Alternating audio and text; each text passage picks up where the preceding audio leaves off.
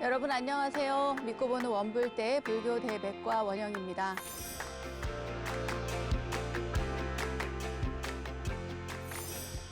공부에도 다 때가 있는 법이란다. 학창시절 어른들은 왜 이리도 똑같은 말만 하시는지 잔소리로 들었던 기억 여러분들도 다 있으시죠? 그런데 세월이 흐른 어느 날 깨닫게 됩니다. 후회와 진심이 담긴 말씀이었다는 것을요. 무엇이든지 다 때를 놓쳐서는 안 되는 일들이 있습니다. 돌아오지 않을 그 순간 참 소중한데요. 그래서 오늘도 최선을 다하겠다는 그런 다짐을 한번 해봅니다. 자, 원영 스님의 불교 대백과 이 시간도 놓쳐서는 안 되는 시간이죠. 오늘도 여러분 환영합니다. 모두 모이세요.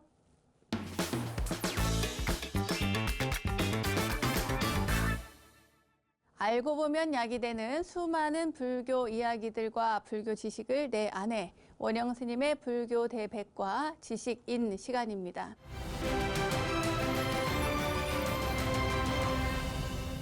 지난 시간에 이어서 오늘도 49제 그것이 궁금하다 세 번째 시간으로 함께합니다. 오늘은 불교의 세계관 가운데 불교의 공간관, 그 공간관과 삼천, 대천 세계에 대해서 공부를 해볼 텐데요. 불교에서는 우리가 사는 이 세상을 그리고 이 공간을 어떻게 바라보고 있을까요?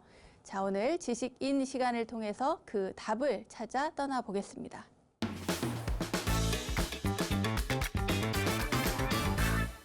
불교의 공간관은 크게 두 가지로 나눌 수 있습니다. 첫째는 중생세간, 이 세상을 세간이라고 하잖아요. 중생세간 그리고 기세간, 그러니까 중생과 기, 그릇 기자를 써서 이 두 가지로 나누는데 중생은 이 세상에 존재하는 모든 생명체를 이야기합니다. 이 생명체를 그래서 유정이라고 표현을 합니다.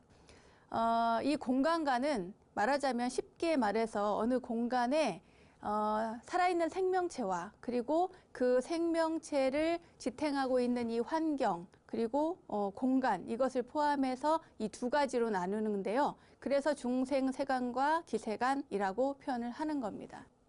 이 두 가지 가운데 중생세간부터 먼저 설명을 해드리도록 하겠습니다. 중생, 그러니까 유정이죠. 이 세상에 존재하는 모든 생명체, 그러니까 지구상에만 존재하는 생명체가 아니고 이 우주로 이렇게 확장해서 바라보면 이 우주에 존재하는 외계인까지도 모두 중생에 포함시킬 수가 있는 것입니다. ET를 떠올려 보시면 아실 것 같습니다. 이 수많은 이 넓은 우주 가운데 존재하는 모든 생명체, 그 유정들, 그러니까 이 생명체는 모양이 다 다를 수 있겠죠. 그리고 상태가 다를 수 있고, 그리고 우리 지난 시간에 공부한 육도 윤회를 공부를 하셨으니까 육도에 해당되는 지옥아기 축생수라 인간 천상에 속하는 모든 존재들, 그러니까 어디에 존재하는가, 어떤 모습인가, 어떤 상태인가, 이런 것들을 다 포함해서 이 중생세간의 주제로 포함해서 이야기를 할 수가 있겠습니다. 특히나 우리 중생들은 이 시간적인 생멸 변천, 그러니까 태어나는 것, 그리고 성장해서 또 유지를 하고, 그리고 또 병이 들고 늙고 그리고 죽고 그리고 다시 또 태어나는 그런 세계, 이것을 불교에서는 12연기로 쉽게 표현을 했는데요. 이 연기설을 통해서 중생들의 시간적인 변천 과정을 우리가 확인할 수가 있습니다. 우리가 눈으로 보면 다 알 수 있잖아요. 우리가 거울로 봐도 알 수 있고 지나간 사진 몇 장 보는 것으로도 아, 내가 옛날엔 이랬는데 지금은 이렇구나, 앞으로는 어떻게 될지 다 알 수가 있습니다. 이러한 무상한 인생, 그 모습들을 우리가 파악할 수가 있는데요. 그것을 불교에서는 12연기로 이렇게 이야기를 하고 있습니다. 특히나 부파불교 논서들을 보면요, 그 현재 이 세상을 살아가는 중생들의 상태가 고진멸도 가운데 고재에 해당된다는 것, 이것을 부처님께서는 강조를 하셨어요.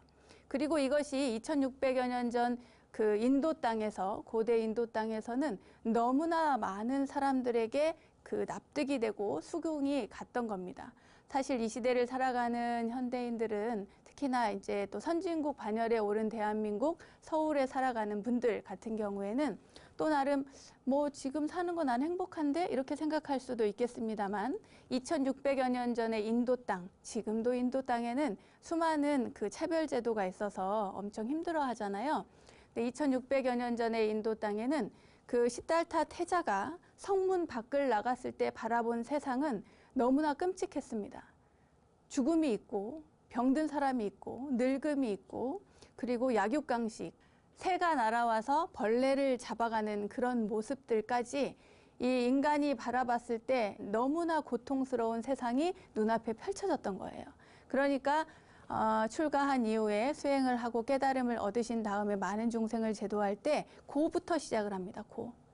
인간은 고다. 생명이 있는 모든 존재들은 고통을 겪을 수밖에 없다. 네가 살아가는 이 세상이 다 고통이다. 이렇게 이야기를 한 겁니다. 이 중생들의 삶이 고라고 하는 것, 이것을 강조함으로써 우리가 어떻게 살아가야 할지 그 방향과 길을 제시하고 있는 것, 이것이 바로 불교입니다. 중생세간이 강조하고 있는 것은 바로 그것입니다.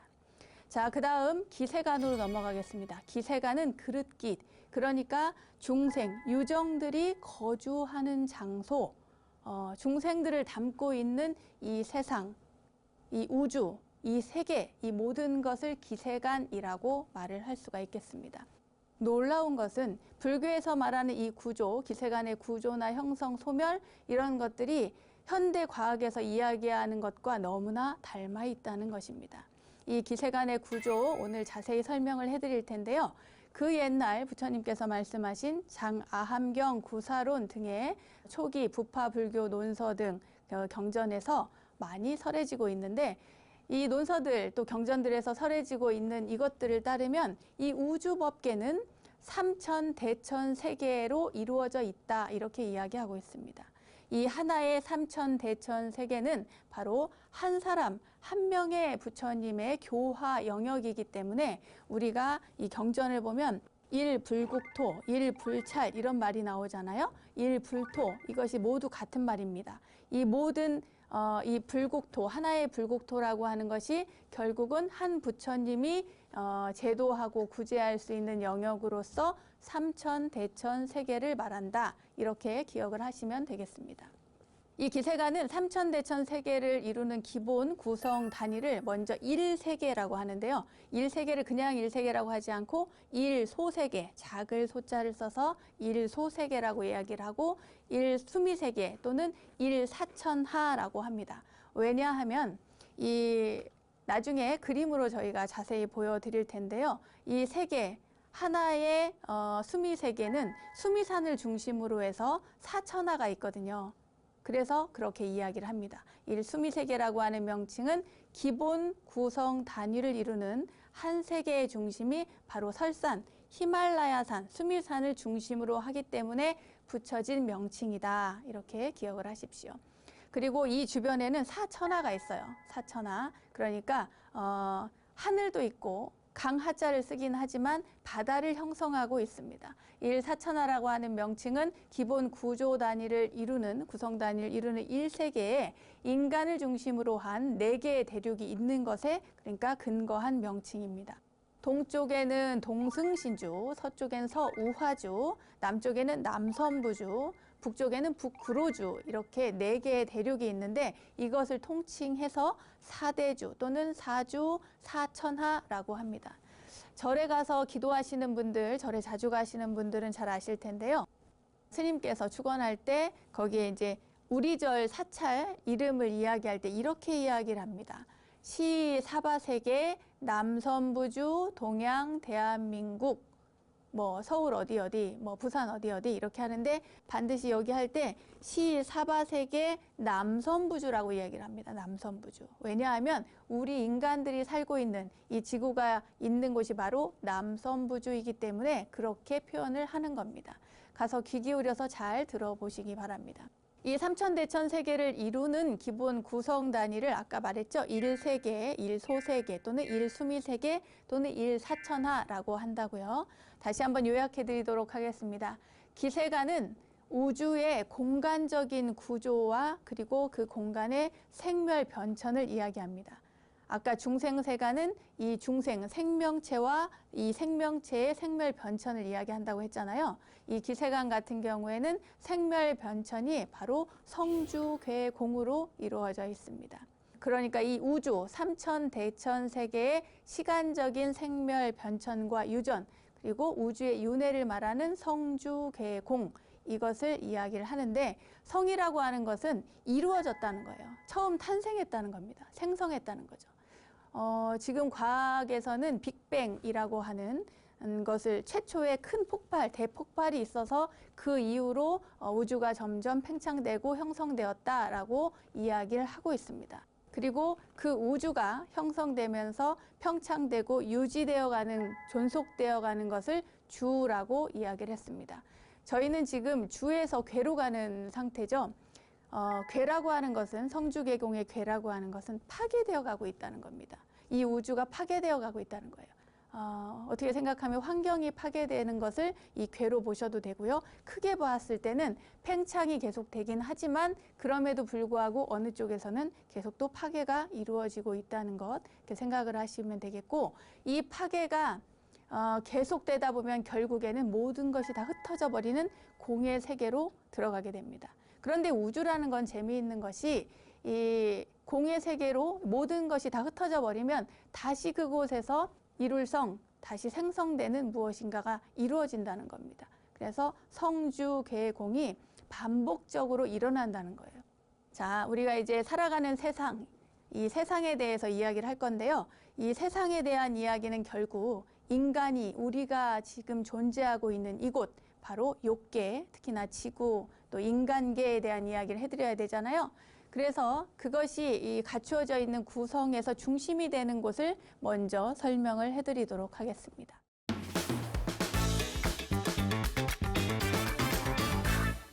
자, 제가 그림 하나를 가지고 왔습니다.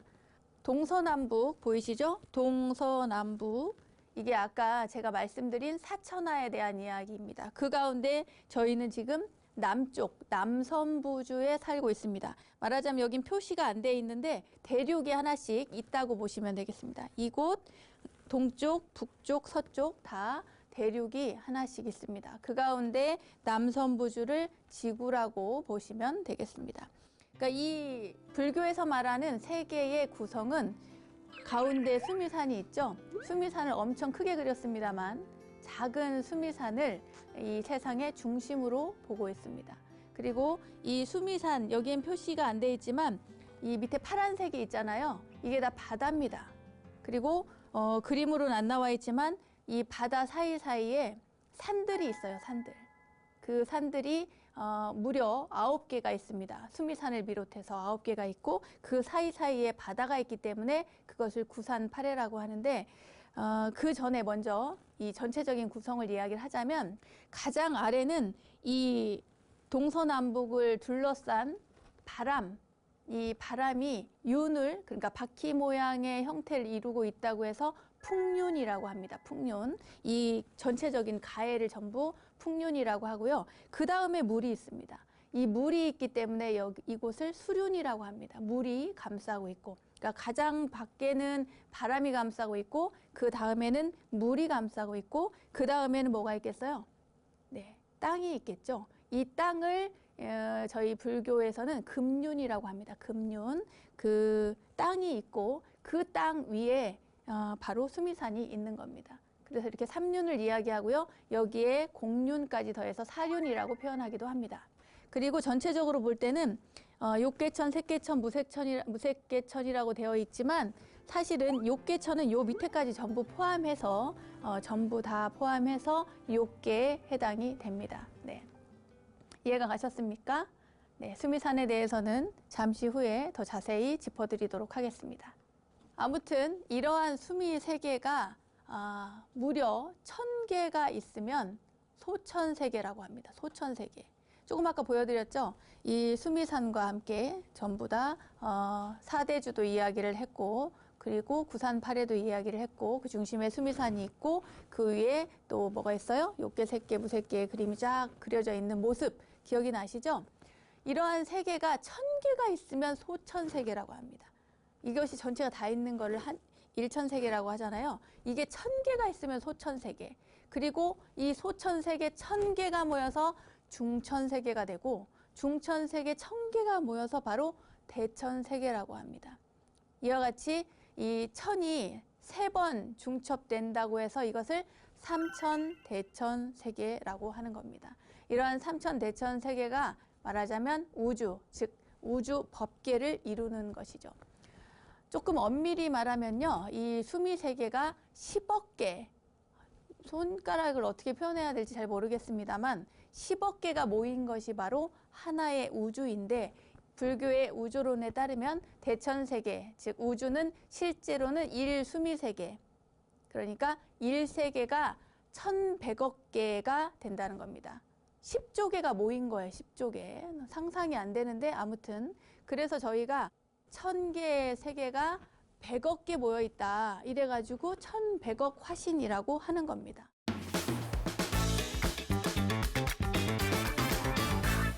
다음은 수미산입니다. 이 수미산은 여러분 수미산 가보신 분들 계시죠? 계실 겁니다. 그 중에는 이 수미산은 산스크리트어 또 발리어로는 수메루라고 합니다. 음사예요. 음사. 수미산은 그러니까 수메루라고 하는 말의 음사인데, 이 수미산은 고대 인도인들의 세계관에서 가장 중심에 솟아있는 그런 산입니다. 그러니까 실제로 이 지구나 우주에서 보면은 그렇게 큰 산이 아닐 수 있는데 중심이기 때문에 이렇게 굉장히 크게 표현을 하고 어마어마한 것으로 간주합니다. 이 수미산은 경전에 보면은 금은유리 파려 자거 적주만호 쭉 나오잖아요. 그런 보석에 대한 이야기들이 나오는데 그 가운데 황금, 백은, 그러니까 금은 금과 은과 유리, 파려, 팔이라고도 하죠. 이 4개의 그 보배로 이루어져 있다고 되어 있습니다. 밑에가 그렇게 되어 있다는 거예요. 그리고 수미산의 저 지하 땅 속에는 뭐가 있을까요? 바로 지옥이 있습니다. 지옥세계, 땅 밑에 지옥이 있고, 수미산의 가장 낮은 곳에 땅을 딛고 살아가는 곳에 바로 우리가 사는 인간계가 있습니다. 수미산의 동방에는 지국천이 있고, 남쪽에는 증장천, 서쪽에는 광목천, 북쪽에는 다문천이 있습니다. 어디서 많이 들어보셨죠? 그리고 이 사천왕이 있고 그 위에, 그러니까 수미산의 정상에 올라가면 바로 도리천이 있다고 합니다. 이 도리천은 수미산의 정상에 있다고 하고요. 그곳에는 우리가 잘 알고 있는, 많이 들어본 제석천이 머물고 있습니다. 그리고 해와 달이 이 수미산의 허리를 돌고 있다고 합니다. 자, 다시 한번 또 짚어보겠습니다. 수미산은 세계의 중앙, 중심이라고 했고요. 그 사방에는 4대주가 있습니다. 그리고 그 가운데 4대주 가운데 남선부주에 우리들이 살고 있고, 그리고 그 밖을 또 대철이산이 둘러싸고 있습니다. 이렇게 둘러싸고 있고, 수미산 중턱에는 사왕천이 있습니다. 그리고 정상에는 도리천, 제석천왕의 도리천이 있습니다. 자, 이제부터 또 중요한 얘기가 나오는데요. 도리천 위에는 야마천이 있습니다. 도리천이 여기 있으면 도리천 위에 야마천이 있고, 야마천 위에 도솔천, 내원궁으로 유명한 도솔천이 있고, 그 다음에 낙변화천이 그 위에 있습니다. 그리고 그 위에 바로 타와자재천이 있습니다. 왜 여기까지 얘기하냐면 여기까지가 바로 욕계에 해당이 되기 때문입니다. 욕계라고 하는 것, 저희가 지난 시간에 3계에 대해서 설명을 해드렸죠. 욕계라고 하는 것은 우리가 알고 있듯이 인간의 욕망, 성욕이나 식욕이나 이런 것들이 가득한 이 욕망의 세계를 욕계라고 이야기를 합니다.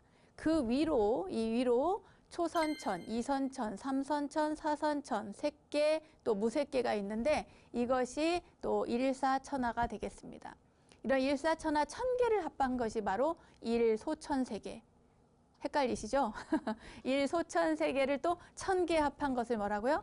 일중천세계. 그리고 중천세계를 1000개 합한 것을 일대천세계라고 이야기를 합니다.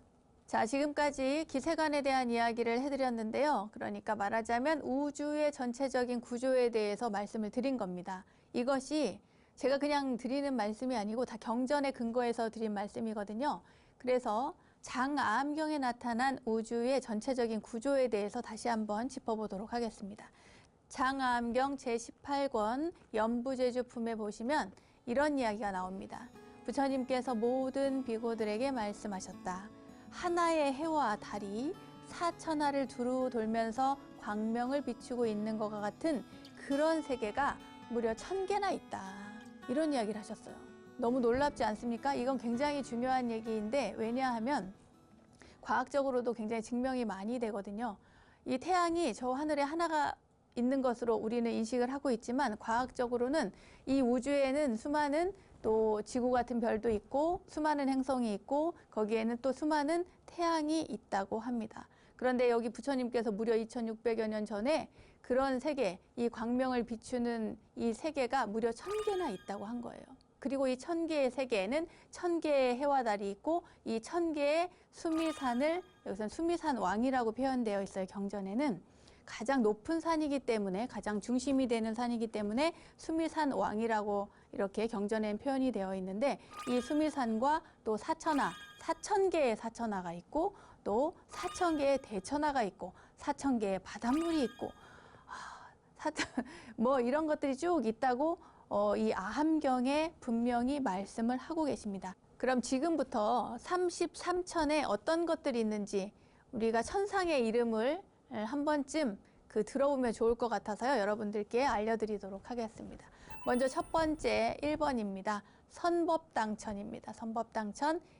두 번째 삼봉천, 세 번째 산정천, 네 번째 희견성천, 다섯 번째 발사타천, 여섯 번째 구타천, 일곱 번째 잡전천, 여덟 번째 환희원천, 아홉 번째 광명천, 열 번째 파리야다천, 11번째 이여만천, 12번째 고계안천, 13번째 만이장천, 14번째 시행천, 15번째 금전천, 16번째 만형천, 17번째 유연천, 18번째 잡장업천, 19번째 여의천, 20번째 미세행천, 21번째 가음희락천, 22번째 위덕륜천, 23번째 일행천, 24번째 연마나사라천, 25번째 연행천, 26번째 영조천, 27번째 지혜행천, 28번째 중분천, 29번째 만다라천, 30번째 상행천, 31번째 위덕안천, 32번째 위덕염륜왕천, 그리고 33번째 청정천이 있습니다. 네, 이렇게 33곳의 천상이 있다는 것 한 번쯤은 이렇게 이근에 스친다고 하죠. 들어두시면 좋을 것 같습니다. 남방불교의 전설에 따르면 고타마 부처님, 우리 부처님의 어머니시죠. 부처님을 낳은 시달타를 낳은 마야 부인이 돌아가신 뒤에 다시 태어난 곳이 바로 도리천이라고 합니다.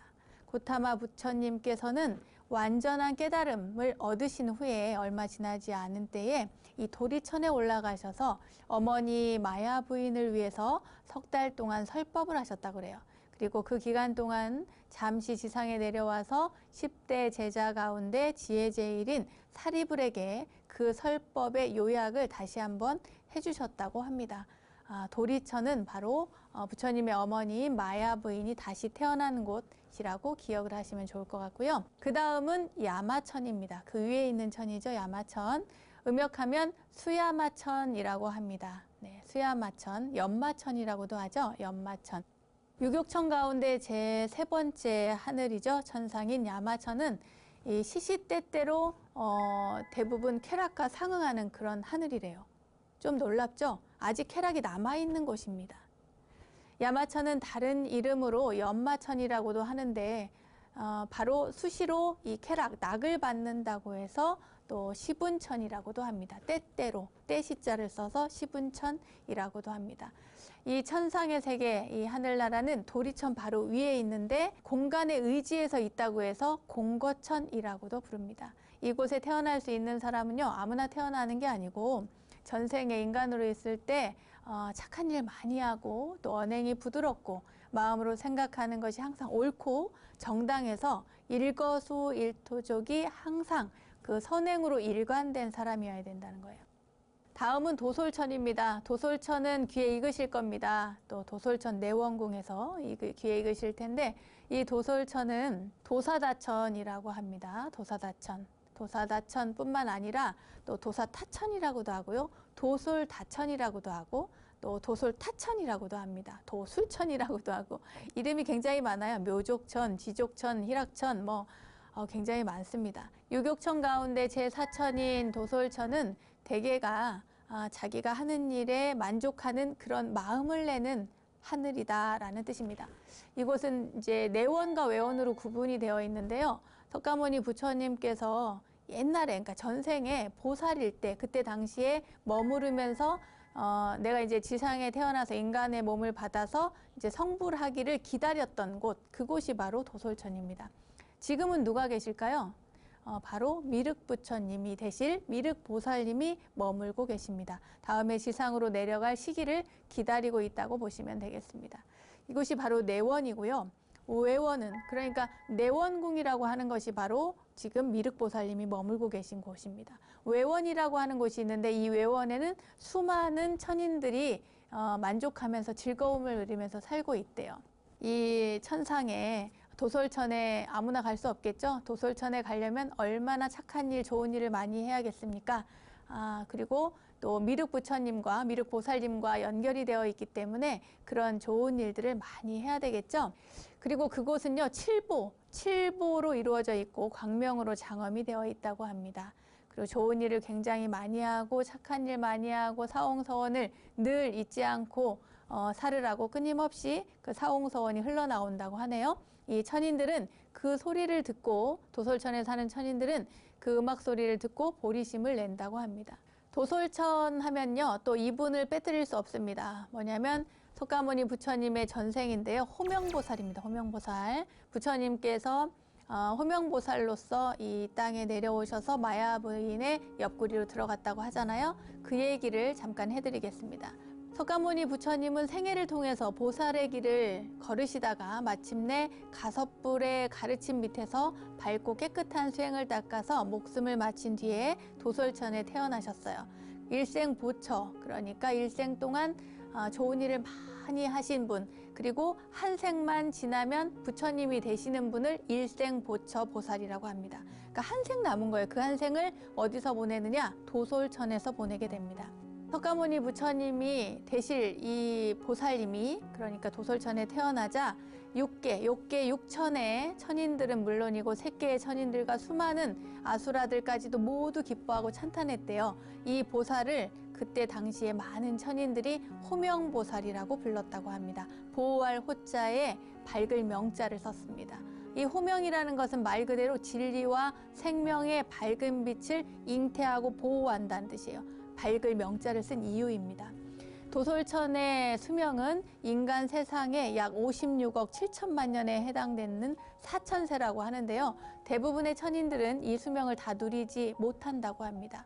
하지만 호명보살은 이 수명을 다 누리고, 그리고 나서 수많은 그 천인들을 그 시간 동안 교화를 해서 또 다시 태어나서 또 깨닫게 만든 역할을 하셨다고 합니다. 여러분들 꼭 기억하세요. 아까도 말씀드렸지만 천상에 살았다고 해서 그것이 끝이 아닙니다. 천상의 복락이 다 되어서 수명이 끝나면 다시 육도 윤회로 어딘가에 내가 갈 곳으로 갑니다. 거기에서 지옥에 갈 사람도 있을 것이요, 인간을 갈 사람도 있을 것이요, 또 다른 모습으로, 형태로 나타나는 사람도 있을 겁니다. 이렇게 호명보살은 모든 생명을 그곳에서 다 마치고, 그리고 인간으로 태어나서 석가모니를 이룰 계획하에 그렇게 진행을 하고 있는데, 이제 보살로서의 수명을 마쳐야 되잖아요. 마쳐야 될 때 어떻겠습니까? 그곳에서도 늙고 또 모습이 바뀌겠죠. 변화를 보입니다. 이러한 변화, 이 변화를 보고 주변의 모든 천인들이 이제 호명보살이 이곳을 떠나겠구나 생각하고 굉장히 슬퍼했다고 합니다. 그때 이 호명보살이 주변에 있는 많은 천인들에게 이렇게 이야기를 했어요. 나는 과거에 불법승 곁에서 모든 선업을 쌓고 항상 도를 이루려는 그런 마음, 그 서원을 세웠으므로 이제 좋은 과보, 선한 과보를 얻어서 마침내 보리, 깨달음을 이룰 것이니 그대들은, 천인들은 기뻐하지 슬퍼하지 말라, 이렇게 얘기를 했다는 거예요. 내가 이제 3계에 다시 그 생을 받으려 함은 이 세상의 모든 재물과 용락을 얻기 위한 것이 아니라 인간 세계에 내려가서 오직 중생을 안락하게 하고 제도하고 또 불쌍히 여기고자 하는 까닭이라, 이렇게 이야기를 합니다. 이어서 또 천인들에게 그대들도 모두 소원을 세워서 인간계에 내려가서 인간의 몸을 받아라. 그곳에서 태어나야 그대들이 수행을 하고 깨달음을 얻고, 그러니까 모든 번뇌와 괴로움으로부터 벗어날 수 있을 것이다 라고 이야기를 하고 마야 부인의 오른쪽 옆구리로 조용히 들어가셨다고 합니다. 이게 바로 호명보살이고, 호명보살이 바로 지금의 석가모니 부처님이십니다. 불교 지식을 내 안에 원불대 지식인 시간, 오늘은 49제 그것이 궁금하다 3편으로 불교의 세계관을 공부해 봤습니다. 그리고 불교의 공간관, 특히 33천 대천 세계에 대해서 공부를 했는데 여러분 이해가 되셨나요? 조금 어려우셨죠? 자, 불교 지식을 내 안에 원불대 지식인, 오늘은 여기까지 하겠습니다.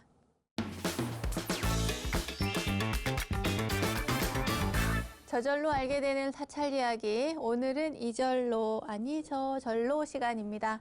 오늘은 경기도 이천 영월암으로 떠나볼까 합니다. 영월암은 신라시대 의상대사가 창건을 하셨는데요. 당시 이름은 북악사였다고 합니다. 북악사. 이후에 고려시대에 나홍 스님께서 중건하셨다가 안타깝게도 또 임진왜란 때 전소된 뒤에 1774년 영월 스님께서 중창해서 영월암이라고 이름을 붙이셨대요. 이곳에는 보물 822호인 마해열의 입상이 있습니다. 7m, 8m쯤 되는 그런 바위에 가득 채운 마해열의 입상은 고려 초에 조성이 된 것으로 전해지고 있습니다. 오늘은 영월암에 전해져 내려오는 나홍 스님, 나홍 화상의 효심에 대한 이야기를 전해드릴까 합니다. 지금으로부터 한 600여 년 전쯤이었을 거예요. 고려의 유명한 스님 나홍 화상은 하루는 이제 법문을 하고 혼자 이렇게 시자도 없이 절로 돌아오고 있었습니다. 자신의 출가 당시의 화두였던 사람이 오고 가는 생사도리를 되뇌이면서 막 이렇게 또 산모퉁이를 돌아서려던 그 참에 그때 당시에 장애 행렬과 딱 스님이 마주친 거예요. 상여는 물론이고 상주도 없이 그 늑수그레한 어떤 영감이 이렇게 요령을 흔들면서 상여 소리를 굉장히 구슬프게 이렇게 하면서 지나가는 걸 본 거예요. 그 뒤에는 장정 하나가 이 지게에다가 관을 얹어서 이렇게 무겁게 힘겹게 걷고 있었습니다. 이 행렬을 스님이 보자 한쪽으로 이렇게 비켜 서면서 이제 허리를 굽히고 인사를 했습니다. 그리고는 누가 갔는데 이렇게 의식도 못하고 갖추지 못하고 허술하게 하냐, 이렇게 하니까 저기 아랫마을에 도리어멈이 아직 젊은 나이에 세상을 떠났다고 이야기를 하는 거예요. 그 도리어멈은 아들을 잃었습니다. 그래서 아들을 먼저 잃고 난 뒤에 너무 충격을 받아서 그 뒤에 정신이 약간 이상해진 거예요. 그래가지고 남의 집 물건을 그냥 막 아무거나 막 갖고 오고 훔치고 마을 사람들과 싸우고 그래가지고 막 포악해지고 이런 거예요. 근데 처음에는 사람들이 자식을 잃었으니 그 어미 심정이 어떻겠냐 하면서 동정의 눈빛으로 바라봤는데 나중에는 너무 말썽을 심하게 이렇게 피우니까 그냥 안 되겠다, 가둬야 되겠다 이렇게까지 한 겁니다. 그래서 한동안 안 보이더니 글쎄 이렇게 명을 달리하고 만 것이죠. 그날따라 이제 나홍 스님 굉장히 날씨도 막 을씨년스럽고 으쓱하고 그랬는데 마음까지 착잡해진 거예요. 자식 잃은 어머니의 그 장례 행렬을 보았으니까요. 그래가지고 출가 전에 그 당신의 어머니가 이렇게 딱 떠오른 겁니다. 스님께서 20살 때였어요. 생사고락을 같이 하자고 약속한 절친한 친구가 갑자기 병으로 죽게 됩니다. 그래서 나홍 화상은 너무나 비통에 잠겨가지고 도대체 사람은 죽으면 어디로 가는 걸까? 죽은 다음에 있는 걸까? 다시 만날 수 있을까? 이런 고민을 엄청 많이 합니다. 그리고 어른들에게 수없이 되풀이해서 묻게 됐는데 어른들이 아무도 알고 이야기해 주시는 분이 없는 거예요. 그래서 이 벗과의 사별을 계기로 해서 인생의 근본 문제에 대해서 고민을 하던 나홍 스님은 그 길로 공덕산에 계신 요연 스님을 찾아갑니다. 그러니까 요연 스님께서 여기 온 건 도대체 무슨 물건인가 이렇게 묻습니다. 그래서 말하고 듣고 하는 것은 왔으나 보려 해도 볼 수 없고 찾으려 해도 찾을 수가 없나이다. 도대체 어떻게 닦아야 하겠나이까 이렇게 묻습니다. 도리어. 그러니까 이 말을 딱 듣고는 이 요연 스님께서 보통 경지가 아니구나 하고 알아본 거예요. 그래서 나도 너와 같이 알 수가 없으니 너는 나보다는 다른 더 큰 스님에게 가서 물어라. 그게 좋겠다. 이렇게 해서 다른 곳으로 보냅니다. 나홍 스님은 그래서 그곳을 나와가지고 여러 곳을 이렇게 돌아다니다가 양주의 회암사라고 하는 곳이 있었어요. 그곳에서 4년 동안 밤낮을 가리지 않고 앉아서 아주 용맹정진을 합니다. 그리고 그 끝에 깨달음을 얻으셨다고 해요. 하지만 스님은 좀 더 높은 경지를 체험하고 또 인정받기 위해서 또 더 구법의 여행을 가야겠다 이렇게 생각을 하고 중국으로 건너갑니다. 선지식을 친견했던 스님은요, 그런데 어느 날 이렇게 유행을 하고 이렇게 막 다니시는데, 만행을 하고 다니시는데 어머님이 돌아가셨다는 소식을 듣습니다. 아무리 깨달음을 얻고 큰 스님이 되었어도 어머님이 돌아가셨다는 이야기를 듣고는 스님은 선정에 들어서 이 목련존자처럼 어머님의 행적을 쫓았어요. 어머님이 어디 계신가 하고. 그런데 이게 웬일이에요? 이 스님의 나홍화상의 어머니가 뜻밖에도 환생을 못하고 무주 고운이 되어서 중음신으로 이 세상을 떠돌고 있는 겁니다. 자신이 죽었다는 것을 모르고 이 세상을 떠돌고 있는 이것을 중음신이라고 불러요. 세상에는 중음신이 많습니다. 왜냐하면 갑자기 죽은 사람이 많거든요. 갑자기 당하는 일에는 내가 죽었는지 모른다는 겁니다. 그래서 교통사고도 사고 난 데 또 나고 난 데 또 나고 하는 이유가 거기 서서 붙잡는 데잖아요. 저기요 하고 차를 잡는데요. 그러면 사고가 난답니다. 너무 기곡살장처럼 갔나요? 다시 돌아가겠습니다. 어쨌거나 스님은 자신을 원망하기 시작한 거예요. 내가 너무 어머님께 그동안 무심했구나. 자신의 불효가 굉장히 한스러웠습니다. 자식이 출가하면 구족이 승천한대요. 구족이 복을 받는답니다. 한 사람이 출가를 하면 주위의 일가 친족 구족이 모두 복을 받는다는데 어떻게 내 어머님은 업장이 얼마나 두터우시길래 이렇게 구천을 맴돌고 계실까? 혹시 아들의 모습을 못 잊고 눈을 감으신 건 아닐까? 이렇게 걱정을 합니다. 그래서 나홍 스님은 지옥고에 허덕이던 그리고 막 떠도는 이 어머니를 제도한 목련존자를 생각하면서 어머니를 천도하기로 결심을 하죠. 나홍 스님은 영어랑 법당 뒤에 설봉산 기슭 큰 바위에 모셔진 마의 지장보살님 앞에서 어머님 천도 기도를 올리기를 시작합니다. 지장보살, 지장보살, 지장보살, 지장보살님을 많이 부르신 거예요. 지장보살님의 명호를 부르면서 어머님의 왕생극락을 그렇게 기원을 하신 겁니다. 그렇게 기도한 지 49일째 되던 날 이 나홍 스님은 철야정진에 들어가요. 근데 새벽녘에 아직 동이 트기 전이었는데 지장보살님의 전신에서 갑자기 빛이 쫙 퍼지는 겁니다. 그러니까 그 마애불에서 막 빛이 나는 거예요.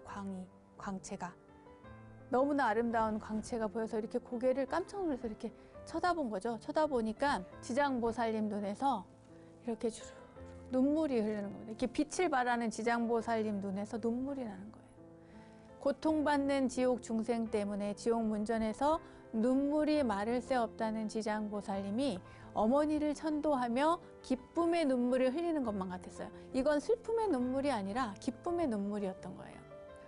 지장보살님께서 내 기도에 감응하시는구나. 이렇게 눈물로써 현현하고 계시구나. 이렇게 생각을 하신 겁니다.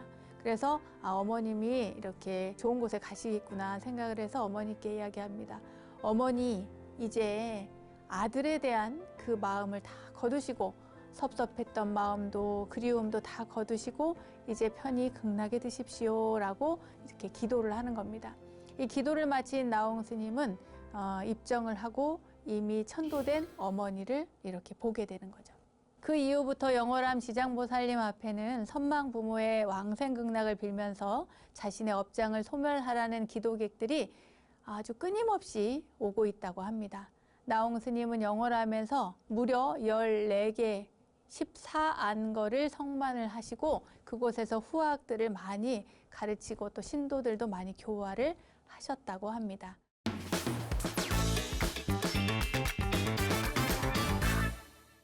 원영 스님의 불교 대백과 오늘도 즐거운 시간 되셨나요? 세상의 모든 불교의 이야기를 모아서 전해드리고 있는 원영 스님의 불교 대백과 오늘은 불교의 세계관인 삼천대천 세계에 대해서 공부를 했습니다. 그리고 경기도 이천 영월암에 전해져 오는 나홍화상의 그 효심에 대한 이야기까지 전해드렸습니다. 알매지혜가 가득한 시간 원불대, 오늘은 여기까지입니다. 다음 원불대 이야기도 여러분 기대해 주시고요. 저는 여기서 인사드릴게요. 믿음직한 원불대, 믿고 보는 원불대, 다음 시간도 잊지 마세요. 감사합니다.